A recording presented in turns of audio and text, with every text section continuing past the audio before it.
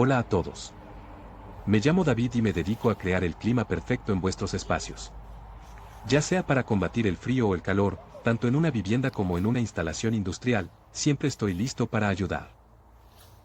En este video voy a explicar cómo funciona el aire acondicionado, claves para entender su rendimiento en casa, y te adelanto que al final sabrás exactamente por qué tu máquina enfría más o menos, cuánto consume, qué mantenimiento necesita y qué mejoras concretas puedes aplicar para optimizarla. Empiezo con una promesa que te servirá como gancho: si me acompañas hasta el final, tendrás una lista clara de comprobaciones y ajustes que puedes hacer tú mismo y un criterio para decidir cuándo realmente merece la pena llamar a un técnico profesional, algo que ahorra tiempo y dinero y evita errores comunes. Comienzo explicando el principio físico básico porque todo lo demás depende de eso. Un aire acondicionado no genera frío, sino que extrae calor del interior y lo cede al exterior mediante un circuito cerrado de refrigerante que pasa por compresión, condensación, expansión y evaporación. Esa es la secuencia del ciclo frigorífico que debes entender para interpretar ruidos, presiones, temperaturas y consumos. En mi experiencia, muchas dudas nacen de no distinguir entre potencia frigorífica, lo que realmente enfría, y potencia eléctrica, lo que consume. Por eso enseguida te explico la diferencia entre kilovatios frigoríficos y kilovatios eléctricos, y cómo se relacionan mediante el coeficiente de rendimiento, conocido como COP, que te indica cuántas unidades de frío obtienes por cada unidad de energía eléctrica consumida. Cuando hablo de rendimiento te voy a introducir también al ER y al CER, indicadores clave para equipos fijos y para evaluar su eficiencia estacional. El ER indica eficiencia en condiciones determinadas y el CER promedia el rendimiento en un periodo, lo que te ayuda a comparar equipos y estimar el consumo anual. Ahora describo cada componente y su función concreta, de forma que cuando escuches algún sonido o notes un problema, puedas identificar el origen. El compresor es el corazón del sistema, eleva la presión y la temperatura del refrigerante para que en el condensador pueda ceder calor. El condensador, situado normalmente en la unidad exterior, libera calor al ambiente exterior mediante aletas y un ventilador. El dispositivo de expansión, válvula de expansión termostática o capilar, o los modernos sistemas de inyección en inversores, reduce la presión del refrigerante, provocando que su temperatura baje significativamente. El evaporador, dentro de la unidad interior, absorbe calor del aire de la habitación al evaporar el refrigerante a baja presión. Los ventiladores mueven el aire interior por el evaporador y expulsan el aire caliente en el exterior por el condensador, y el termostato o control electrónico regula la temperatura, el modo y, en equipos modernos, la velocidad del compresor mediante tecnología inverter. Entender esa cadena te permitirá diagnosticar fallos. Por ejemplo, si la unidad interior echa aire poco frío pero el compresor funciona, podrían estar sucios los intercambiadores o haber un flujo de aire insuficiente, mientras que si el compresor no arranca y la unidad no enfría, el problema puede ser eléctrico, un termostato mal calibrado, un protector térmico activado o faltante refrigerante que hace que el equipo se bloquee por seguridad. Hablo ahora de factores que reducen el rendimiento y cómo intervenir. El flujo de aire es fundamental. Filtros sucios, serpentines con polvo o con obstrucciones, y ventiladores defectuosos reducen la transferencia de calor y aumentan el consumo. Si detectas menos caudal de aire interior y la unidad hace más ruido, revisa filtros y rejillas antes de suponer avería mayor. El aislamiento de la vivienda y las pérdidas por envolventes son igualmente cruciales. Un equipo sobredimensionado enfría rápido pero provoca ciclos cortos que reducen eficiencia y generan humedades y mal confort. Un equipo infradimensionado trabaja continuamente y consume más.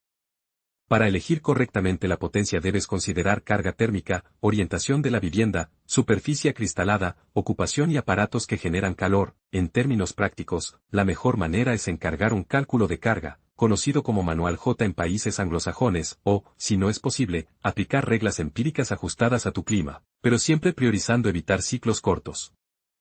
En mi práctica recomiendo valorar equipos inverter frente a on/diagonal-off. Los inverter regulan la velocidad del compresor, adaptan la potencia a la demanda, reducen ciclos de arranque, mantienen la temperatura más estable y consumen menos energía en la mayoría de situaciones reales, especialmente en climas con variaciones diarias pronunciadas. Sin embargo, su coste inicial es mayor y requieren servicios con técnicos cualificados para su diagnóstico y reparación.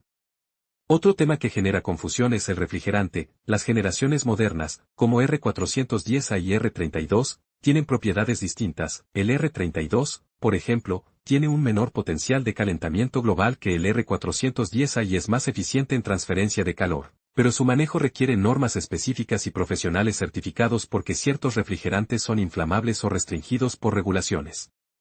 No intentes recargar refrigerante tú mismo, además de ilegal en muchos lugares, una carga incorrecta o una fuga no resuelta reduce la eficiencia y puede dañar el compresor. Te explico también cómo interpretar signos de fuga, presencia de aceite alrededor de las uniones, rendimiento decreciente progresivo, escarcha persistente en la línea de líquido o en el evaporador, y presiones anómalas medidas con manómetros. En cuanto a medidas concretas de mantenimiento que si puedes hacer tú mismo, yo siempre recomiendo limpiar los filtros cada 2 a 4 semanas en temporada de uso intensivo, limpiar las aletas superficiales con un cepillo suave o un aspirador con cuidado para no dañarlas, comprobar que la unidad exterior esté libre de hojas y suciedad y revisar que el desagüe del condensado no esté obstruido porque un drenaje obstruido provoca rebose, humedad y a veces interruptores de seguridad que paran la unidad. Para limpiezas más profundas en el evaporador o condensador y para comprobar y ajustar la carga de refrigerante, contrata a un técnico cualificado. Respecto a la puesta a punto y ajustes para ahorrar, te doy trucos que ya he aplicado en varias viviendas. Mantener el termostato entre 24 y 26 grados en verano reduce consumo notablemente sin grandes pérdidas de confort. Usar modos de ventilación y ventiladores de techo para mezclar el aire ayuda a distribuir el frío y permite subir 1 o 2 grados en el termostato. Cerrar persianas y cortinas durante las horas de sol directo reduce la carga. Sellar fugas de ventanas, añadir burletes y mejorar el aislamiento de puertas reduce el trabajo del equipo, programar el termostato, utilizar modo seco o deportivo según el equipo y usar sensores remotos para evitar que la unidad actúe en una zona no representativa del uso real son medidas prácticas que aplico. También te cuento cómo interpretar ruidos y vibraciones porque son indicadores rápidos de problemas. Zumbidos y vibraciones excesivas suelen indicar soportes o almohadillas deterioradas en la unidad exterior, desajustes mecánicos o desequilibrio en el ventilador, chasquidos o golpes al arrancar pueden ser dilataciones térmicas normales, pero si persisten conviene revisar anclajes. Ruido de agua o goteo es casi siempre problema en el desagüe, silbidos agudos pueden indicar flujo refrigerante restringido por una válvula de expansión defectuosa o por obstrucción. En cuanto a electricidad, la protección del circuito es vital. Fusibles o interruptores mal calibrados, tensión inestable o caídas de tensión dañan compresores y placas electrónicas. Yo recomiendo comprobar que la instalación eléctrica esté adecuada para la potencia del equipo, que el cableado y el interruptor de protección sean correctos y que no haya continuas subidas o bajadas de tensión en tu zona. Sobre ductos y sistemas por conductos, la hermeticidad es clave. Pérdidas de aire fraccionan la eficiencia y provocan desequilibrios de temperatura entre habitaciones. En sistemas con conductos largos, aislarlos y minimizar codos innecesarios reduce la pérdida de presión y mejora el caudal. Si tu sistema no enfría uniformemente, puede que el dimensionado sea incorrecto o que el diseño del conducto no distribuya correctamente el aire. En viviendas grandes se recomienda dividir en zonas controladas por termostatos independientes. Entrando en detalles técnicos para quienes quieren comprender a fondo sin perderse, explico el concepto de subenfriamiento y sobrecalentamiento porque son parámetros que los técnicos utilizan para asegurar la correcta carga y funcionamiento. El subenfriamiento es la diferencia entre la temperatura de saturación del refrigerante en el condensador y su temperatura real líquida, y asegura que el refrigerante que llega a la válvula de expansión esté totalmente líquido. El sobrecalentamiento es la diferencia entre la temperatura de saturación en el evaporador y la temperatura real del refrigerante en estado gaseoso que sale al compresor, y garantiza que no llegue líquido al compresor. Valores fuera de rango indican problemas de carga de refrigerante, flujo de aire o fallos en el dispositivo de expansión. No es necesario memorizar cifras exactas para el usuario medio, pero al menos debes saber qué técnicos usan esos parámetros para ajustar y diagnosticar. También comento el efecto de la humedad. Un aire acondicionado eficiente no solo baja la temperatura sino que controla la humedad relativa, porque cuando el evaporador enfría el aire por debajo de su punto de rocío, se condensa el vapor de agua y se reduce la humedad, lo que influye mucho en la sensación térmica. Si tu equipo no descongela correctamente en modo bomba de calor o provoca condensado excesivo, puede que haya un problema con el control de ciclo de descongelación o con la pendiente de la bandeja de drenaje. En equipos reversibles o bombas de calor, la función de calefacción invierte el ciclo y, por tanto, todos los principios explicados aplican en sentido inverso. El equipo extrae calor del exterior para dárselo al interior. En climas fríos debes prestar atención a la eficiencia en calefacción y a los ciclos de desescarche porque la unidad exterior puede acumular escarcha y requiere un ciclo de descongelación que reduce temporalmente la eficiencia. Sobre selección y compra de equipos, te doy criterios prácticos. No te fíes solo de la potencia nominal anunciada. Compara CER y SCOP, coeficiente estacional de calefacción, porque reflejan rendimiento real. valora la compatibilidad con termostatos inteligentes si quieres integrarlo en domótica. Verifica la clase energética y la calidad del servicio postventa del fabricante y distribuidor, y exige la instalación por personal certificado que haga prueba de hermeticidad, mediciones de presión y temperaturas y, sobre todo, deje documentación de la carga de refrigerante y del funcionamiento final. Para instalaciones nuevas o reformas, pide siempre un presupuesto que incluya trazado de tuberías, longitud máxima, pérdidas de carga y necesidad de drenajes y cogeneraciones eléctricas y aplicase. En cuanto a ahorro a largo plazo, te explico cómo calcular de forma orientativa el consumo, multiplicas la potencia eléctrica nominal por las horas de uso y corriges según el factor de carga y eficiencia real, el COP o CER te ayudan a estimarlo. Un equipo con mejor CER puede costar más inicialmente pero amortiza con menor consumo en unos años, sin embargo, el factor clima y horas de uso del hogar determinarán si la inversión compensa. No prometo cifras mágicas porque cada vivienda es distinta, pero te doy una regla: en hogares donde el aire funciona más de 1000 horas al año, invertir en eficiencia suele ser rentable.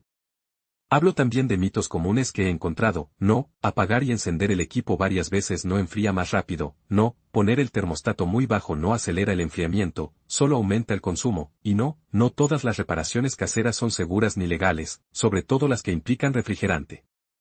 Para problemas habituales y cómo afrontarlos rápidamente, te doy soluciones prácticas. Si el equipo no arranca, comprueba el disyuntor y el interruptor. Si hay poca salida de aire, revisa filtros y rejillas. Si hay malos olores, limpia o reemplaza el filtro y revisa si hay acumulación de agua y moho en la bandeja de drenaje. Si el consumo sube sin razón aparente, compara meses anteriores y verifica que no haya resistencia eléctrica activada en modos de calefacción. Finalizo con recomendaciones de seguridad y sostenibilidad. Respeta las normativas de manipulación de refrigerantes, no intentes soldar o intervenir líneas de gas sin formación, utiliza productos de limpieza recomendados por el fabricante para no dañar aletas y serpentines, y considera opciones más sostenibles como sistemas con refrigerantes de bajo GWP, mantenimiento regular para alargar la vida útil y la posibilidad de combinar tu sistema con energía solar para reducir la huella eléctrica. Si sigues estos criterios y aplicas las comprobaciones y ajustes que te he detallado, podrás mejorar significativamente el rendimiento del aire acondicionado en tu casa, prolongar su vida útil y reducir facturas manteniendo confort. Si en cualquier punto detectas indicios de fuga, ruidos anómalos persistentes, falta de compresión o componentes electrónicos quemados, contacta con un técnico certificado para evitar daños mayores. Con esto cierro el contenido técnico. He cubierto desde el principio físico del ciclo frigorífico hasta consejos de mantenimiento, diagnóstico, selección y eficiencia para que no te quede ninguna duda sobre cómo funciona el aire acondicionado y qué hacer para optimizar su rendimiento en casa. Gracias por haber visto este video hasta el final. Espero de verdad que os haya resultado útil. Dejad un me gusta solo si realmente os ha gustado el contenido y, si creéis que hay algo que podría mejorar, contádmelo en los comentarios. Me interesa conocer vuestra opinión. Y si este tema os apasiona, no olvidéis suscribiros al canal para no perderos los próximos vídeos. Hasta la próxima.